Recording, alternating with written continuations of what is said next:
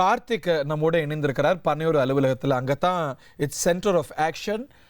எம்எல்ஏக்கள்லாம் ஒருவர் பின் ஒருவராக வந்து கொண்டிருக்கிறாங்க, அட்டெண்டன்ஸ் எடுத்துட்டு இருப்பாங்க. எல்லாரும் இருக்கிறாங்களா, எல்லாரும் வந்து கொண்டிருக்கிறாங்களா? கார்த்திக், நீங்கள் என்ன காட்சிகளை பார்க்குறீங்க, என்ன தரவுகளை சேகரித்து வச்சிருக்கிறீங்க, நேயர்களுக்கு சொல்லுங்க. வணக்கம். தமிழக வெற்றி கழகத்தின் தலைமை அலுவலகமான பனையூரில் நின்றுட்டு இருக்கோம். நேற்றைய தினத்துக்கும் இன்றைய தினத்துக்கும் பார்த்தீங்கன்னா காட்சிகள் நிறைய மாறி இருக்கு. ஆனால் வந்து பார்த்தீங்கன்னா இவங்க தான் அதிகமான 108 இடங்கள் வரைக்கும் வெற்றி பெற்றிருக்காங்க. அந்த 108 இடங்கள் வெற்றி பெற்ற சட்டமன்ற உறுப்பினர்கள் வந்து பார்த்தீங்கன்னா தென் மாவட்டங்கள், மத்திய மாவட்டங்கள், கொங்கு மண்டலத்திலிருந்து வந்தவங்களாம் வந்து மாமல்லபுரம் இருக்கக்கூடிய ஒரு தனியார் நட்சத்திர விடுதியில் வந்து அவங்க தங்க வைக்கப்பட்டிருந்தாங்க. சென்னையை சுற்றி இருக்கக்கூடிய மாவட்டத்தில் இருக்கவங்கள ஒரு மணி நேரம், 1 மணி நேரத்தில் வந்து உடனே அழைத்தால் வந்துவிடுவாங்க. அவங்க வீட்டில் தங்க வச்சிருந்தாங்க. இன்னைக்கு 11 மணிக்கு அவங்க அனைவருமே வந்து பார்த்தீங்கன்னா இங்கே இருக்கக்கூடிய தலைமை அலுவலகத்துக்கு வர சொல்லியிருக்காங்க. வரக்கூடிய சட்டமன்ற உறுப்பினர்கள் தற்போது நேரடியாக அவர்களுக்கான அந்த வாயில் கதவு வந்து திறக்கப்பட்டிருக்கு. இதுவரைக்கும் 20க்கும் மேற்பட்ட சட்டமன்ற உறுப்பினர்கள் வந்து வந்துட்டாங்க.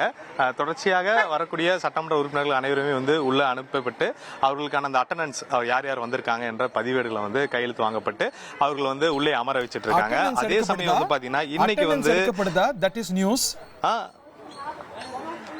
நிச்சயமாக வரக்கூடிய சட்டமன்ற உறுப்பினர்கள் யார் யார் என்பதை வந்து பதிவேடுல வந்து அவங்க குறிப்பிட்டு இருக்காங்க.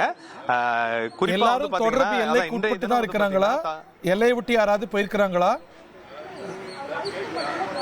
இல்ல எல்லாரும் எல்லையில தான் இருக்காங்க, அவங்களுடைய கட்டுப்பாட்டுல தான் இருக்காங்க. இன்றைய கூட்டம் வந்து எதற்காக அப்படின்னு பார்த்தோம்னா, எவ்வளவு நேற்று இரவுல இருந்து ஏகப்பட்ட சலசலப்பு. அதாவது பாத்தீங்கன்னா இன்னைக்கு அவர் 11:30 மணிக்கு முதல்வராக பதவி ஏற்பார் என்ற ஏற்பாடுகள் வந்து நேரு உள்நாட்டு அரங்கத்தில் வந்து நடந்துட்டு இருந்தது.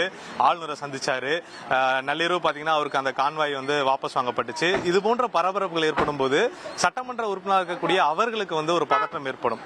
அவர்களை வந்து சரியாக வைத்திருக்க கூடும். அவர்களுக்கு என்ன நிலவரம் நடக்கிறது, நாம் இந்த நேரத்தில் எப்படி செயல்பட வேண்டும் என்பதற்கான அவர்களை அனைவரையும் ஒரு இடத்துல நிறுத்தி அந்த கூட்டமானது இன்றைய கூட்டத்தில் வந்து பொதுச் செயலாளர் வந்து நடக்கக்கூடிய அரசியல் அந்த சலசலப்பை பற்றி பேசுவதும் அனைவரும் உறுதியாக இருக்க வேண்டும். அதே சமயம் வந்து எந்த விதமான குழப்பத்துக்கும் யாரும் ஆளாக வேண்டாம். நாம் தான் வந்து ஆட்சி அமைப்போம், நம்ம தான் வந்து நீங்க கவலைப்பட வேண்டாம், லெட்ஸ் ஆல் ஸ்டே டுகெதர் அப்படின்னு அவங்கள்ட்ட நம்பிக்கை வளர்க்கறதுக்காக இது செய்யப்படுதுன்னு புரிஞ்சுக்கிறோம். எம்எல்ஏக்கள்லாம் வந்து கொண்டிருக்கிறாங்க. தமிழக வெற்றி கழக கொடிகட்டி எம்எல்ஏக்கள் வந்து கொண்டிருக்கிறாங்க.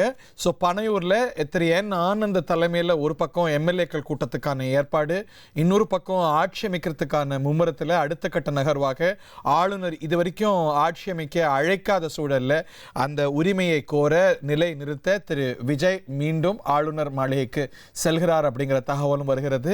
இது ஒரு இவால்விங் சிச்சுவேஷன், வரலாறு காணாத ஒரு சூழல். தமிழ்நாட்டு அரசியலில் இதுவரைக்கும் பார்க்காத அத்துணை விசித்திரங்களும் இந்த ஒரு 4-5 நாட்களில் நடந்து கொண்டிருக்கிறதுங்கிறத பார்க்கின்றோம்.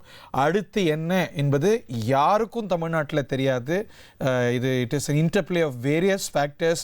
என்ன நடக்குது அப்படின்னு நமக்கு உள்வாங்கிக்கவே இன்னும் காலமும் நேரமும் நிமிடங்களும் தேவை. இதை அனலைஸ் பண்ணுறதுக்கு we have a terrific panel. 1,28,00,000 மனங்களை வென்ற தந்தி டிவி யூடியூப் சேனல். தவிர்க்க முடியாத தம்ப்நெயில், கலக்கலான கான்டென்ட்ஸ். நீங்களும் இந்த குடும்பத்தில் இணைய இப்பவே சப்ஸ்கிரைப் பண்ணுங்க. அசுரபலம் கொண்ட எங்கள் டிஜிட்டல் கரங்களில் உங்கள் விளம்பரங்களை சேர்க்க வாட்ஸ்அப் பண்ணுங்க. 893988883778. Email advtthanditv@dttv.in.